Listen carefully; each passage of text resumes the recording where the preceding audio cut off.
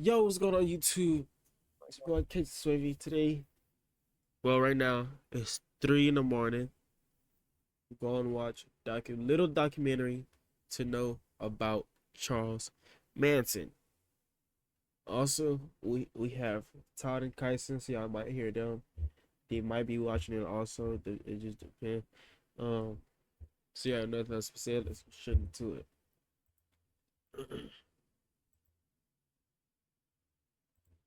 All right. The Manson family case is one of the most famous true crime stories in American history, but this rabbit hole goes much deeper than you may know.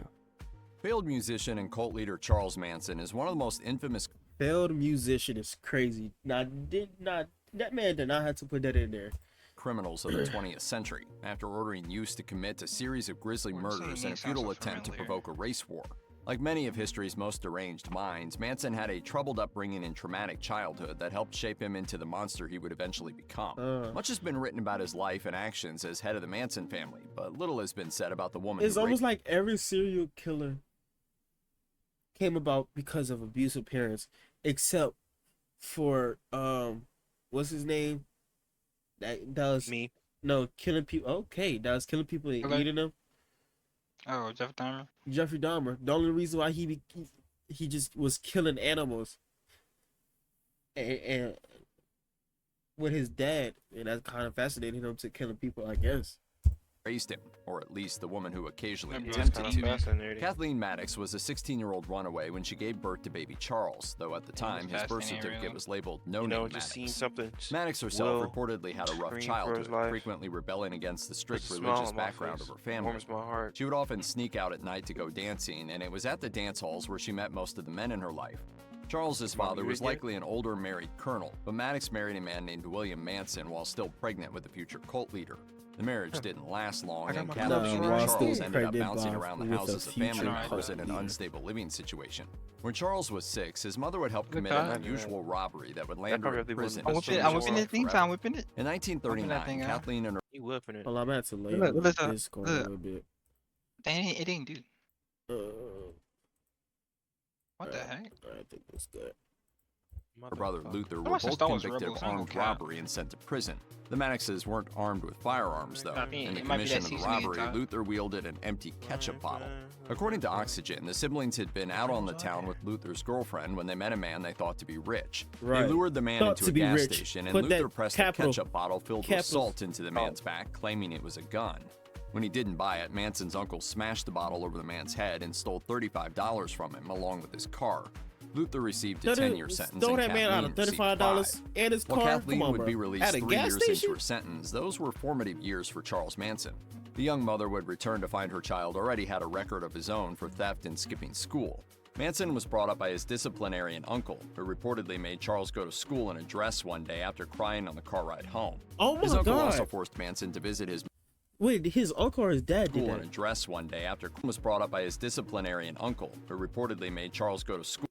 Bro, That's fucking cat. That's what be saying, bro. That's fucked up what they be doing to them kids.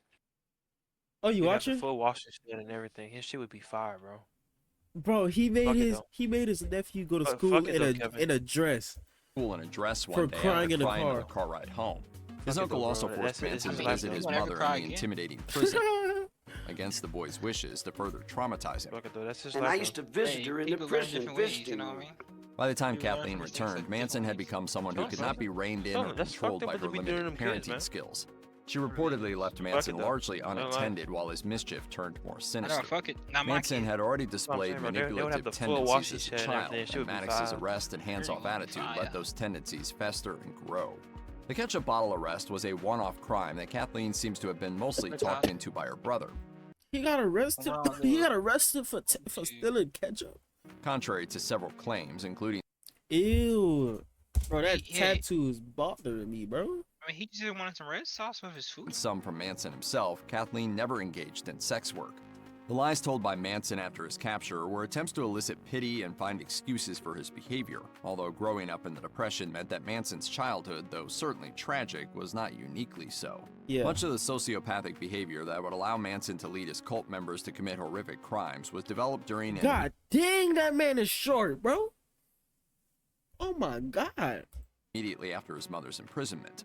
At school, he would manipulate other students to attack children he didn't like, then refuse to claim any responsibility for Nah, he said Manson in school, he would manipulate other kids to fight kids that he didn't like. That's crazy. his actions. He frightened his cousin by waving a sharp sickle at her, Chat, but she was sure that this she would be killed until her uncle and Chat, aunt this is an arrived. L. Don't listen to Todd. Don't listen to Todd. He also took up music at this Nigga, point in look, his life, which listen, would bro, later help getting draw people to people do into your the work, bro. Manson That's family. smart. Yeah. You could go to jail for Look, for, let me see- for let me see my murder stats. murder for hire, murder for hire. Hey, did you blink really hard when you rolled your tongue? Sadly, after No. Murder no. Kathleen Maddox's Murder- release, she no. was incapable of dealing with Manson and Where's my eventually stats? tried to have the boy sent to boarding school. Bad His game. crimes and manipulations continued as he moved around to Bad different game. youth offender programs and I know how to juvenile pick 'em up. detention You hear me? centers. By the time he was imprisoned for the first time as an I know how to adult pick in 'em up. 1956, the Stats. relationship Oh, between I'm mother and talking son about- was essentially over. Oh, these stats. The world has held Oh, a strange look at my- fascination with Charles Manson ever since the Hello. inner workings of his family went public not after a touched. string of grisly murders, all of which were done not by him but at his behest. You probably already know that Helter Skelter was found written on the LaBianca's fridge in blood, though misspelled, and you've probably heard about Charles Manson's obsession with the Beatles. The whole story is ridiculously complicated, and Rolling Stone says Manson wasn't just obsessed Nah, with imagine being a famous band and a serial killer is obsessed with your group, bro. Nah, bro. I would stop making music, bro. Stop making music videos, all that, bro. You not see my face, bro. Helter Skelter, but the entire White Album. Manson believed the album was an ode to a coming race war that would destroy the country with its epic proportions. During the trial, Manson and his followers claimed they had interpreted the White Album with the help of the Book of Revelation, and it was especially powerful because it came on the heels of Magical Mystery Tour, which Manson believed documented his own hippie trip. Manson assigned most of the songs an apocalyptic meaning. Rocky Raccoon was a clear racial slur. Blackbird was a fight against the establishment and a call for revolution, and Piggies was mocking the establishment. In case you're not intimately familiar with the White Album, there are two other songs that don't need much in the way of explanation, Yeah. Revolution 1 and Revolution 9. The Beatles have each individually expressed their horror at Manson's interpretation of the album, and George Harrison even condemned him for giving the scruffy, long-haired hippie look a bad connotation. It was John Lennon who put it best, though, simply saying, "He's barmy." Charles Manson preached Helter Skelter was coming, and when he said it, he meant it in a very literal sense. He, and in turn his followers, believed Helter Skelter was the name of a race war that would rip the country apart. Oh my The Miami God. Herald says he claimed white people would fight on two fronts, against each other and against black people. That schism would be the deciding factor, and Manson preached that only he and his followers would be safe during the revolution. They were Yeah. destined to retreat to Death Valley and live in an underground compound until he was sought out by the champions of Helter Skelter. That was, Manson said, destined to be black You people doing who would race need to find a new ruler. You can probably guess who he thought that was going to be. He Huh. and his family were to be installed as the new leaders in a post-war world, Let's go and make it that was perfect happening race soon. for us. He thought the Beatles were the harbingers of the end of days, and that meant it was time to find the bottomless pit where he and his select few would wait out the war. I was like, When the right war here, didn't maybe. start, he decided to accelerate the schedule a bit by sending his followers out to start killing. Wait, so you telling me this man got this tattoo outside of prison? Bro, that's a crazy tattoo, bro. Oh my God, that is a crazy tattoo, dude. Where on earth did Charles Manson get the basis for any of this? It was all rooted in his interpretation of the Book of Revelation. If you're not familiar with chapter 9 of Revelation, that's the part of the Bible about opening the pit of the abyss, fire and brimstone, the horses of the apocalypse, and the reign of Abaddon, angel of the abyss. It's Ugh. heavy stuff, whether you're a believer or not. Manson believed he was the fifth angel who held the keys to the abyss, and that he would unlock it to literally unleash hell on the world. He Bro, interpreted... did you say this man believed he was the fifth angel and had the key to the abyss and thought he could unlock it? This man with delusions was all over the place. This man delusions was unmatched with a normal person, bro. the entire section of the Bible to reflect his world, and of course, he was at the center of it. The locusts foretold to swarm the earth were the Beatles. The fire and brimstone was their music. The so-called armies of horsemen were motorcycle gangs, and the abyss itself was in Death Valley. All that was left was for him to unlock the abyss and bring about the end of days. Anyone who's asked to come up with a list of the most inoffensive groups in music history would almost certainly include the Beach Boys. But weirdly, in addition to their connection to Surf, Sand, and Kokomo, they're also connected to Charles Manson. Specifically, it's drummer Dennis Wilson who had the Manson connection, and it started when, according to the Washington Post, Wilson picked up a few hitchhikers. Right. They were part of Manson's family and made introductions that led to Wilson crashing with the family to enjoy some girls and even more drugs. Manson even taught him how to play a bit of guitar. Wilson was already riding high on fame, and the Manson clan moved in with him, until a vicious STD made orgies not as much fun anymore, and Wilson apparently footed Bro, what? He was doing it all day. the bill to get everyone cleaned up. Wilson made the mistake of offering to help Manson with his dream of becoming a serious musician. Nah, STDs in the 1950s, people was probably thinking it was finna. They thought it was finna just. Oh my god. Perhaps unsurprisingly, Manson didn't take well to the criticism that came with actually recording his music, and they parted ways.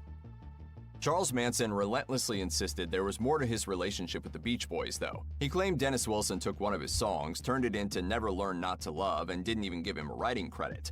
Manson repeated the claim in the documentary Truth and Lies, The Family Manson, and added at the time that he was so insanely angry about it he went as far as leaving a bullet on Wilson's bed. There was no What? violence, though. As Manson was holding out hope, Wilson would introduce him to producer Terry Melcher. It was a hope that would eventually lead to murder. It wasn't the only time Manson would claim the Beach Boys stole his music, either. Rolling Stone says Manson also swore he originally wrote In My Room as In My Cell, but the claim is absolutely impossible. Any Bro, it's manipulative manifesting. He said, killer "In my achieves a certain cell." amount of Oh, I notoriety, said but myself, part of I the can't reason breathe, Charles I need some Manson's name help. is still high profile is because of victim Sharon Tate. The wife of Roman Polanski and an up-and-coming actress, she ultimately met her horrible end because they had picked the wrong house. After meeting up with Dennis Wilson and being promised a hookup to producer Terry Melcher, Manson continued to hold out hope his music career was going to take off. When it didn't, the BBC says Manson targeted Melcher and sent his loyal followers out to kill everyone they found in the producer's home. He had since moved out, and Polanski had moved in with his wife. Polanski was in Europe when 4 Manson family members broke into the house and started killing. Tate, who was due to give birth in a matter of days, died, along with friends Jay Sebring, Wojciech Frykowski, and Abigail Folger. Oh, Kaisen. No, matter of fact, I'm gonna tell you after the video. No one would expect tell you after Charles the video. Manson to be an angel behind bars, but according to Would you rather watch a tree grow or a Negro? Probably a Negro. Probably a Negro. You could say that word. You know that, right? You just can't say the other one. Oh my god. the Los Angeles Times, he'd amassed somewhere around 100 rules violations by the beginning of 2017. What exactly does that mean? The violations included things like bizarre outbursts in behavior, throwing hot coffee on prison staff, starting fights, trying to start a flood, and trying to start fires. He was caught several times with drugs, illegal cell phones, weapons, including a hacksaw blade, and catalogs that led staff to believe he was trying That boy had drugs and blades on him. fights, trying to start a flood, and trying to start fires. He was caught Bro, several trying to times with commit drugs, arson. illegal cell phones, weapons, including a hacksaw blade, and catalogs that led staff to believe he was trying to order hot air balloons in a completely insane plan to escape. His figurative middle finger to law enforcement started at his trial when he stood up, assumed the pose of Christ on the cross, and refused to sit down. Yeah. Along the way, Charles Manson coined the term ATWA. It stood for air, trees, water, animals, and it was at the heart of the spiel he used to lure in some of the hippiest of hippies, even into the 21st century. It's no secret Manson had a weird way with the ladies. Captain Burton, who went by Star, the name Manson gave her, called herself Manson's wife and claimed everything about Helter Skelter, the murders, and the race war was absolute bunk. Instead, her Manson was a crusader for the preservation of everything that existed on the planet, ATWA. She told CNN, "Charlie never believed in something called Helter Skelter. He never thought any of that stuff. That's ridiculous. That's crazy. The Right. only thing that he's trying to manipulate people into doing is planting trees and cleaning up the earth. He genuinely cares about that. He's nice to everyone. I've never seen him try to be manipulative. I've never seen any of that." Somehow I've got half a brain that I can see that he is the one. She wasn't the only one who followed him because of ATWA. CNN reported he continued to gain followers like Burton, Chad, who we're not flocked gonna to see his nothing idea of about her, ATWA bro. for years after he was tried, convicted, We're and gonna be imprisoned. kind. Charles Manson will have been gone for decades before his figure Just stopped learn being how larger to than life. When Eric Hedegaard interviewed him for Rolling Stone, Hedegaard Yeah. also talked Yeah. to Burton about what Manson was really like, behind the crazy. Burton said that 4 times a year she was allowed to send Manson a care package. And what did someone like Manson really hope to find when he opened that package? His favorites were pretty mundane. He loved sunflower seeds, pumpkin seeds, roasted peanuts, vegetable soup mix, crackers, cough drops, tea, and protein bars, along with socks, tank tops, and shorts. She also included guitar strings because playing the guitar remained one of his favorite hobbies. Charles Manson's delusions of grandeur didn't stop at claims he was going to be the head of a new world order. He had also convinced his followers he was Jesus. All he needed to do was to hint at the possibility, and his followers did the rest when they elevated. And there was no way they fell for that. There's no way they thought this man was Jesus, bro. Trying to portray as my God, my king? Get out of here, bro. Him to a position of near divinity. They completely believed it, too. Manson hinted that he not only believed it, but that he believed in everything that went along with it. According to The Independent, Manson called off his imminent marriage to Afton Burton in 2015. After it emerged, she only wanted to marry him so she could put his body on display after his death. Apparently, he didn't think that was cool. Plus, he fully believed he was immortal. This How'd man that was still work out alive for in him? 2015. When did he Notorious die? mass murderer Charles Manson passed away last November after Oh. serving nearly 50 years in a Nah, California. Cthulhu, bro.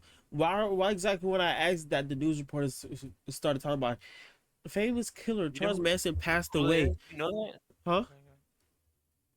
What? You heard he said, you know what Chikulu is, Custom? Prison. Chikulu. At a glance, not much good came from Charles Manson's insane reign of terror. The Washington Post says there's a silver lining, though, and people can thank Sharon Tate's mother and sisters for it. After Tate's gruesome death, Mother Doris Tate appeared at family member Charles Watson's parole hearing, and she spoke. She was heard, too, and her words were the first victim impact statement in the state. Tate's family campaigned tirelessly for what became the Victims' Bill of Rights in California that ultimately led to all states passing laws allowing victims to speak out during trials and parole hearings. Later, Tate's sisters Patty and Deborah took up the crusade to fight for victims' rights and to keep Manson and his family behind bars. And that's huge. Manson may have wanted to bring about a race war and lead humankind into the next era, but his actions allowed a grieving family to pave the way for countless victims to have their voices heard throughout the justice system. That's something worth remembering. Who were the other members of Manson's so-called family, and what happened to them after the cult finally fell apart? Sometimes referred to as Manson's right-hand man, Charles Tex Watson is believed to have been the only one with a gun on the night of the Tate LaBianca murders, thus making him the actual killer of at least 2 of the victims. In 1969, Watson was arrested and extradited to California. Although originally sentenced to death, his sentence was commuted to life in prison after California temporarily outlawed the death penalty in 1972. After his incarceration, Watson converted to Christianity and became a prison minister. Alright, so let me get this straight. He was in a cult, he killed somebody, had the death penalty at first, they reduced it to a life sentence. Then he reverted to Christianity and he became a minister inside the prison. Oh my God, that turnaround is crazy, bro. Bro hit a full court shot. Don't mean I'm gonna like you now, but bro just hit a full court shot. It was through Bobby Beausoleil that Manson became aware of Gary Hinman, who was tortured and killed by the family over 3 days in July 1969. Oh my God. Beausoleil, who had been the one to finally kill Hinman, was caught just over a week later and convicted of murder. Bruce M. Davis played an active role in the torture of Gary Hinman, and a week later became a participant in the killing of Donald Shorty Shea. In the end, Davis was convicted for his role in both killings. Unlike the other members of the family, however, Davis has actually come very close to getting out. Thanks to a spotless disciplinary record, his parole board has recommended him for release, although each time the recommendation has been overturned by the incumbent governor of California. He remains in prison to this day. While Stephen Grogan wasn't involved in the Hinman or Tate LaBianca murders, he directly participated in the killing of Donald Shea. Later, Grogan cooperated with the authorities, even drawing them a map to Shea's body, and was released from prison in 1988. He has kept out of trouble ever since. Paul Watkins managed to get away from the Manson family without participating in any violence. Horrified by Manson's so-called helter-skelter vision of an apocalyptic race war, Watkins decided to get out of the family and went to the police after hearing about the Tate LaBianca killings. After suffering a mysterious attempt on his life, Watkins decided to testify in court. He later became a lecturer on cult psychology and substance abuse and died in 1990. Charles Manson attracted a group of disaffected young people looking for a way of life different from their parents, with most of them being young women. Why did they buy into his madness? Here's a look at Charles Manson's girlfriends. By the time Manson met 23-year-old librarian Mary Bruner, he already had a long history of manipulating women. After his first marriage ended in divorce while he was in prison, Manson became a pimp and married one of his sex workers to prevent her from testifying against him. That marriage ended in divorce as well, Bro got again, divorced while he was in twice. prison. Finally, in 1967, How? having spent more than half his life in prison, Manson was released and immediately used his charm to enthrall Bruner. In Vincent Bugliosi's Helter Skelter, the true story of the Manson murders, the late Los Angeles district attorney says that Manson associate Danny DiCarlo told him she was out walking her dog, high-button blouse, nose stuck up in the air, walking her little poodle, and Charlie's fresh out of the joint, and along he comes talking his Bruner soon quit her job and began following Manson as he recruited more women into his family. Implicated in the family's murder of music teacher Gary Hinman in 1969, Bruner was given immunity from prosecution for her testimony. In 1971, Bruner was arrested along Oh my god. Oh my god, that picture is crazy. That picture is scaring me, bro. with other members of the family for the armed robbery of a Western surplus store in Hawthorne, California that ended in a shootout with police. Sentenced to 20 years to life, Bruner was paroled in 1977 and disappeared from the public eye. The most notorious of Charles Manson's women, Susan Atkins, directly... Why all his girlfriends look like boys, low-key? Participated Like, they just look... Maybe they was. They just look like boys. in several of the Manson family murders, including that of Sharon Tate and her unborn child. According to Atkins herself, it was the culmination of a downward spiral that began in her childhood. She told 60 Minutes Australia, "I'm the child of 2 alcoholic parents. I'm a victim of incest. My mother died when I was 14. A runaway at 18, Atkins turned to crime and spent 3 months in prison for her participation in an armed robbery before meeting Manson. Sentenced to death for the Tate murders, Atkins instead served a life sentence when California abolished the death penalty in 1972. Atkins became a born-again Christian, denied a compassionate release. She died of brain cancer at the California Central Women's Facility at Chowchilla in 2009. Patricia Krenwinkel actively participated in both the Tate and LaBianca killings. Known to her cohorts in the Manson family as Katie, Krenwinkel grew Now this one is bald. Yo, this man got an interesting taste in women, bro. Nothing wrong with bald women, bro. But I'm like just saying, like,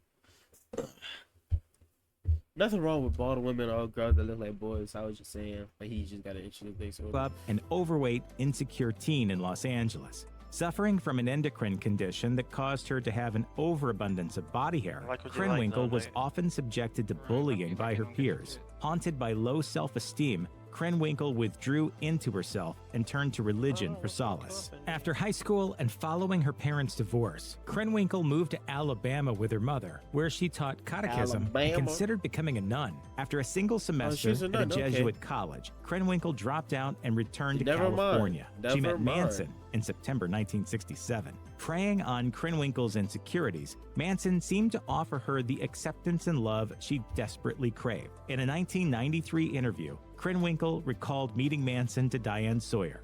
"That night, we slept together, and I felt really loved by him. He said, 'Oh, you're beautiful.' I couldn't believe that. I just..." Oh my god, that look like a whole man, bro. Started crying. He would look at you and smile, and somehow I felt like, oh, I'm a part of this. Krenwinkel, who stabbed coffee heiress Abigail Folger to death, has been repeatedly denied parole over the 50 years since her imprisonment. Mostly the word that comes to mind is what a coward that I found myself to be.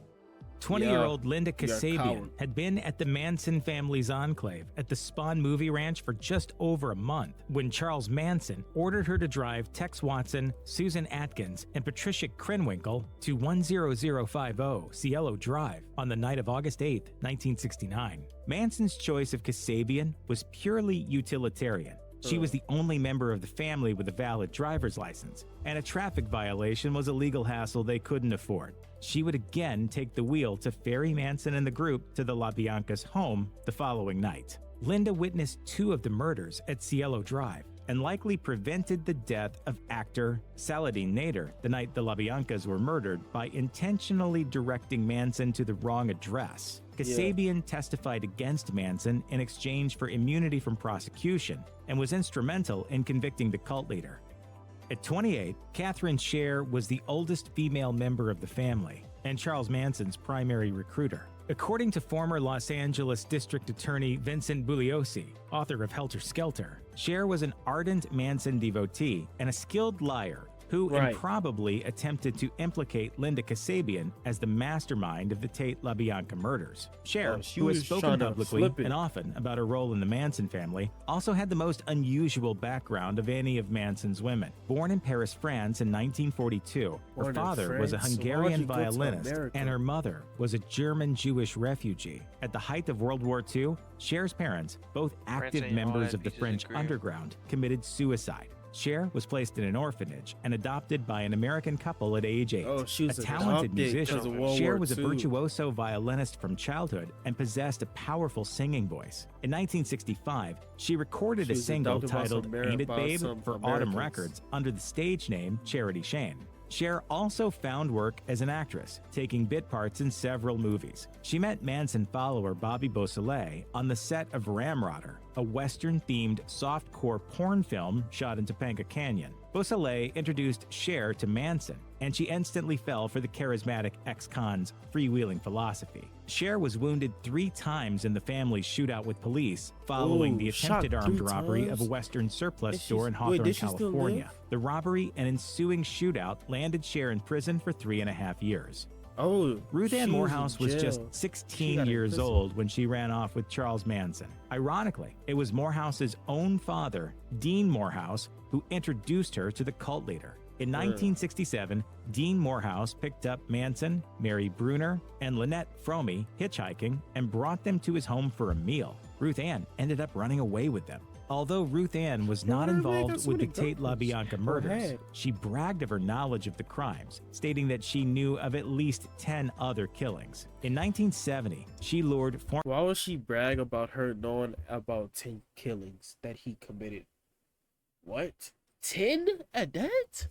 Former family member Barbara Hoyt to Honolulu, Hawaii. In a bizarre attempt to keep Hoyt from testifying against Manson, Morehouse fed her a hamburger laced with 10 tabs of LSD. Hoyt recovered after a brief hospitalization. Bro, she got laced with a hamburger with 10 LSDs in it. Oh my god, bro. And eventually took the stand against Manson. Morehouse was initially charged with attempted murder, but never did any time, and reportedly now lives anonymously with her husband somewhere in the Midwest. I don't know how you bounce back Only from that. 14 when she met Charles Manson. Diane Lake was the youngest member of the family. Lake's parents were early adherents of the counterculture, who had dropped out of traditional society for a bohemian existence on hippie icon Wavy Gravy's hog farm commune. Lake left that home to join the Manson cult, which turned out to be a nightmare. Dubbed Snake by Manson, she suffered beatings and sexual assault at the hands of Manson and other members of the family. Lake's testimony would prove pivotal in putting Manson behind bars. Following a stay in a mental health facility, Lake was fostered by one of the detectives on the case and returned to school. Settling into an anonymous domestic life with her husband and children, Lake has spent the ensuing decades putting Manson behind her. But in 2017, she wrote a memoir of her experiences in the book titled Member of the Family. For Lake, writing about her time in the family was integral to her healing process. She told Newsweek, "People who have been victimized as children can carry that shame around like an awful weight as adults, and they don't have to. I also want my story to help parents with teenagers. You have to keep lines of communication open no matter what."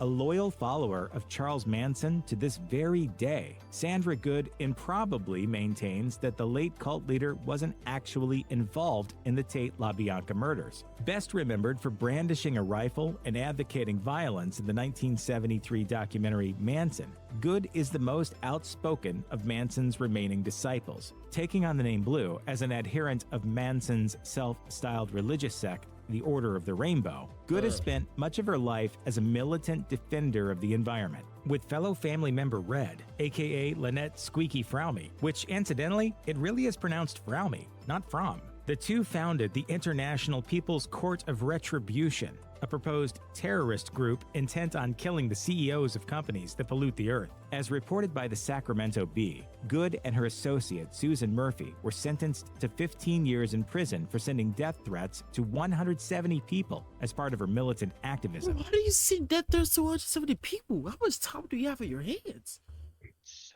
God damn.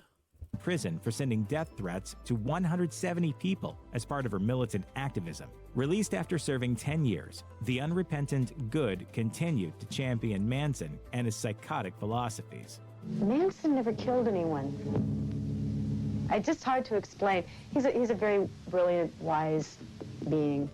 Like Sandra Good, Lynette Squeaky Fromme remains loyal to Charles Manson's ideals. The second of Manson's followers after Mary Bruner, Fromme did not take part in the Tate LaBianca slayings, but became notorious in her own right when she attempted to assassinate President Gerald Ford in 1975. Fromme brandished a loaded .45 caliber automatic and pulled the trigger, but there was no round in the chamber, so it didn't fire. Fromme was captured and served 34 years in prison for the assassination attempt. While in jail, she maintained a written correspondence with Manson before finally being paroled in 2009. In a 2019 interview with ABC News, Fromme maintained her admiration for 30 Manson, years for saying, nothing. I feel very honored to have met him, and I know how that sounds to people who think he's the epitome of evil. Was I in love with Charlie? Yeah. Oh yeah, I still am. I don't think you fall out of love.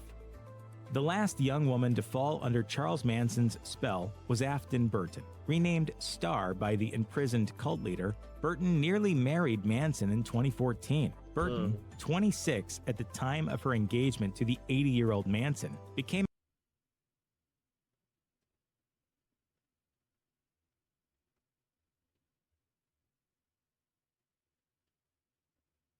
Yo.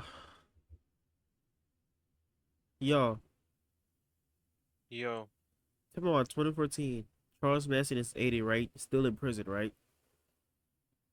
Guess how old was the girl he was about to marry? 19. 25, bro. Hey, love don't have no number age. Bro, that is crazy, bro. Love is just a number. Age is just a number, bro. Okay, that's became infatuated with the notorious criminal at age 17. Fascinated by Manson's militant, infatuated with the 6 at the time of her engagement to the 80-year-old Manson, became infatuated with the notorious criminal at age 17. Fascinated by Manson's militant pro-ecology philosophies, Burton saved her earnings from working in a retirement home kitchen to move from Illinois to Corcoran, California to be closer to Manson, whom she would spend hours visiting in jail. Oh my God. Although a marriage license was issued for the couple in November 2014, the relationship ended when Manson was placed in solitary confinement. Some sources may— Oh, the relationship ended because the prison put him in solitary confinement. Because so must have happened. Maintained that Manson declined to marry Burton when he learned that she planned to profit from displaying his corpse. Either way, they never married prior to his death in 2017. But they didn't marry, and he died in 2017, 3 years later. On the second night of the Manson family's rampage across Los Angeles, Charles Manson and 5 of his followers, including a teenager named Leslie Van Houten, were looking for more victims. Van Houten had met Manson in the fall of 1968 through 2 of his followers who called him Christ-like. Van Houten, a 19-year-old former homecoming queen born and raised in Southern California, took part in the brutal murders of Lino and Rosemary LaBianca in their home in Los Feliz, an LA suburb. Like so many others, she had fallen under Manson's sway, so when he asked her if she would kill for him, she agreed. Later that night, Van Houten stabbed Rosemary LaBianca multiple times. Leslie Van Houten was born in Altadena, California in 1949 and had what seemed like a perfect middle-class upbringing. She participated in sports and was popular in high school. According to The Manson Women and Me, Van Houten recalled, "When I was in high school, one of my teachers said I was in so many extracurricular activities. My photo was on every page of the yearbook." But Van Houten's lighthearted early life... When I was in high school, one of my teachers said I was in so many extracurricular activities. My photo was on every page of the yearbook. Okay, did I lose context? I'm not going back. My photo was on every page of the yearbook. But Van Houten's lighthearted early life So I came don't know crashing why that down would around be. her. I don't know why that would be like central to this. Oh, probably because she was a extraordinary student in high school and somehow found her way to being in a cult with Charles Manson. So I don't know. When her parents divorced, after Oh, because her parents divorced. which the model student began to rebel. Van Houten experimented with drugs and briefly ran away to San Francisco with her boyfriend when she was 17. I seem to want more living out of life than what was expected of young girls at that time. When she returned pregnant, her mother forced her to have an illegal abortion. Wow, is this The like turbulence home she too? had experienced undoubtedly took its toll on Van Houten's mental health and left her vulnerable to coercion by a dangerous manipulator such as Manson. I was an empty shell of a person. To coercion by a dangerous manipulator such as Oh, I Manson. thought the I was people an was empty had shell of a ski mask person on. I'm like, ski mask in It the was 60s? filled up with Manson rhetoric. According to Ed Sanders, The Family, in the summer of 1968, Van Houten began traveling around California, ensconcing herself in the hippie counterculture that had begun to bloom in the mid-1960s and reached its apex with 1967's Summer of Love. It was during this time that Van Houten grew close with Bobby Beausoleil and Catherine Gypsy Cher. Soon, the pair would introduce her to the man himself, who would direct her to commit murder for which she would spend half a century behind bars. Oh my Manson God. was a petty criminal and con man who used his charisma and romantic hippie image, as well as mind-altering drugs. This man single-handedly put at least like 10 people in jail by himself, just telling them, hey, go kill this person, go kill that person. And they all got at least 30 years to life. Such as LSD, to convince young, disaffected people like Van Houten to become his sexual partners, followers, and servants. Van Houten was enraptured by Manson on their first meeting and was especially charmed by his guitar playing. Like other members of the so-called Manson family, Van Houten became convinced that Manson was a reincarnation of Jesus Christ, capable of miracles. She was soon living with the cult at an abandoned movie set called Spawn Ranch. At the ranch, Manson's preaching began to take on violent overtones, including his visions of a coming race war. According to Charles Manson, the man who murdered the 60s, Van Houten later recalled, "All we did was listen to the Beatles' White Album and read Revelations." That next summer there would be this big revolution and that the chosen people would live in a hole in the middle of the desert. While she didn't participate in the first night of the Manson murders, Van Houten was more than willing to go out on August 9th to target the La Biancas. The couple was reportedly unknown to Manson's cult, and their home was targeted at random after some of its members had attended a nearby party. After Manson and Tex Watson tied up the La Biancas, Manson ordered the women to kill them. Van Houten stabbed Rosemary 14 to 16 times, saying she felt but didn't know for sure that she had already died from bayonet wounds inflicted by Watson, according to court documents. Oh my God, that After man's her so arrest, skinny. she showed no remorse and told the police about her love for the Manson family. According to Helter Skelter, the true story of the Manson murders, she said at the time, "You couldn't meet a nicer group of people." However, decades on, Van Houten revealed herself to be a model prisoner. On Tuesday, June 11, 2023, she was finally granted parole after serving 53 years in prison. 53 years Danny in prison. Trejo granted recounted to parole? Page 6 a bizarre experience involving none other than Charles Manson. The story is undoubtedly strange, but once you hear it, you'll see it sort of fits Manson to a T. There is no denying that actor Danny Trejo has lived a rich and interesting life.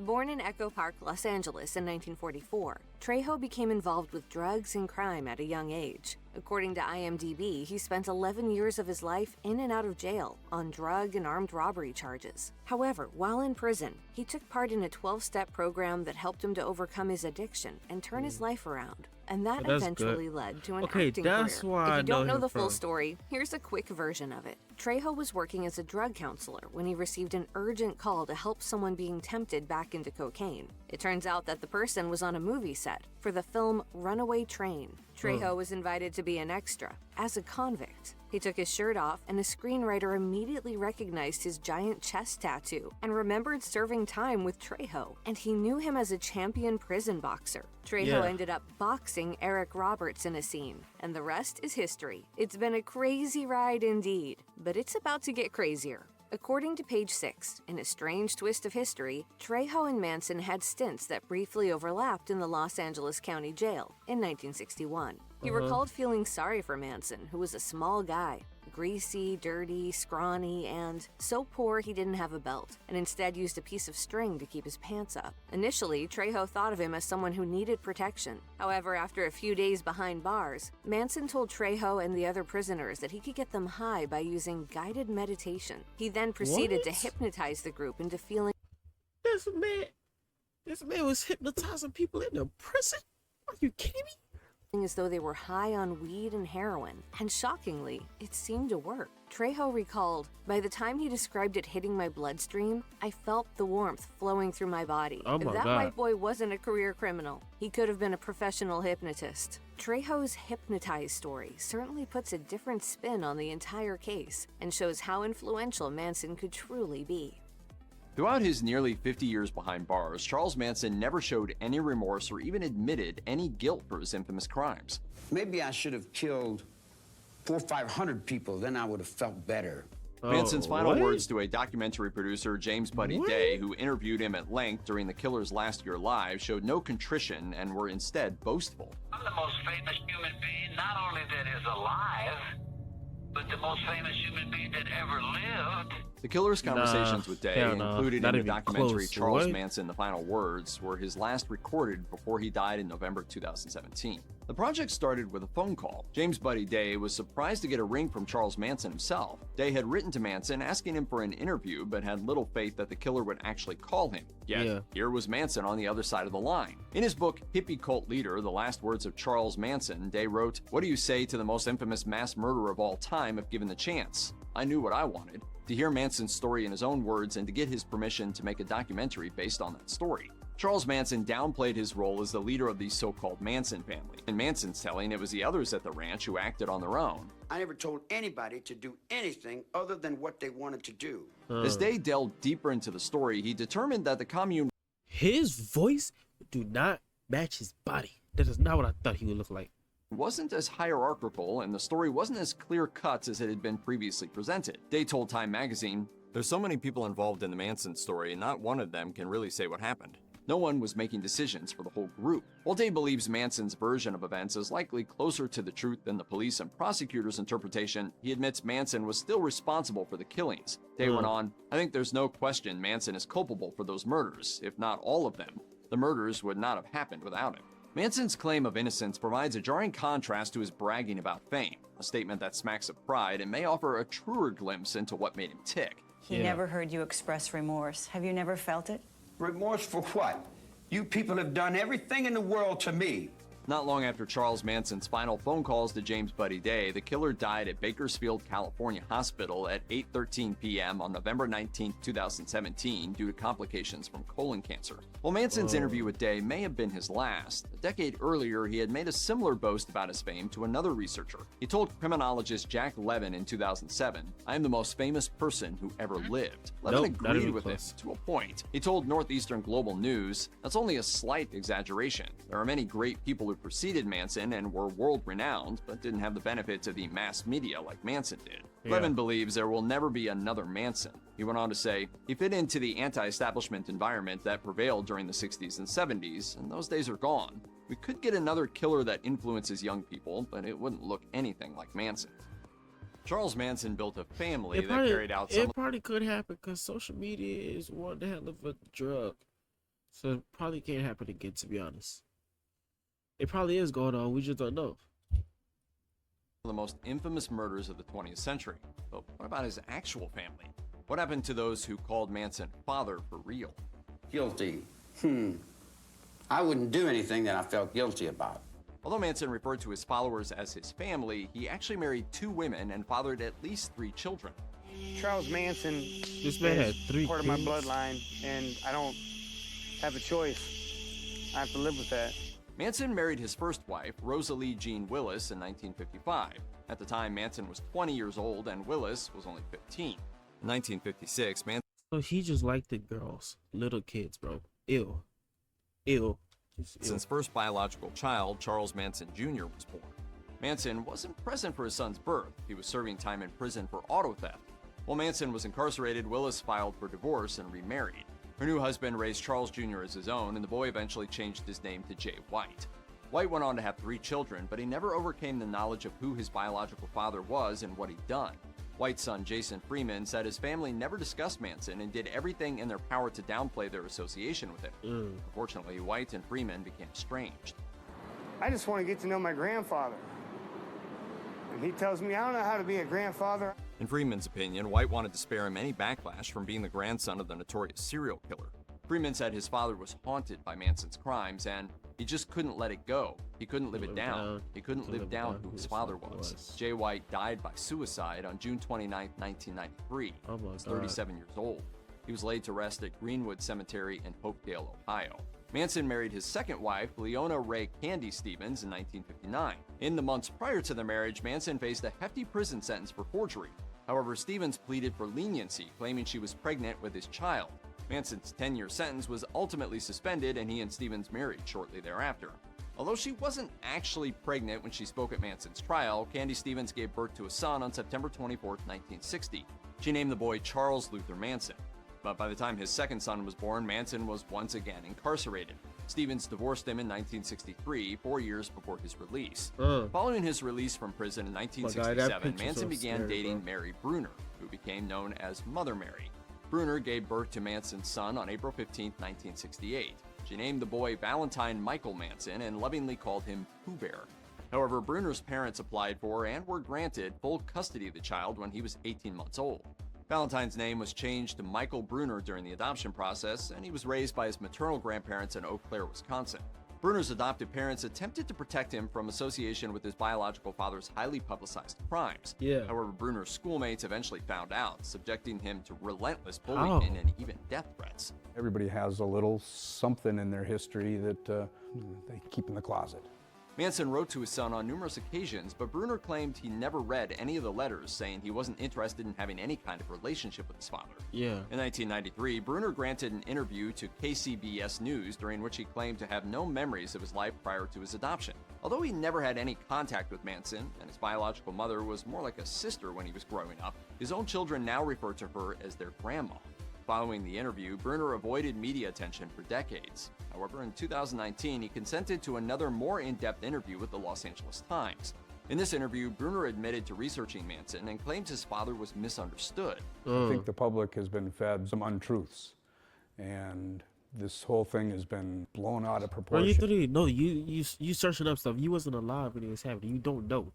You're just looking at the internet. During the interview, Bruner said that he believes that the Tate LaBianca murders, for which Manson is most well known, may have happened in the midst of a botched drug deal. He also suggested the victims may have been involved in organized crime. Oh, God. Good little informational video. Good little informational video. If you're new, like and subscribe to the post notifications. That's said, I'm out.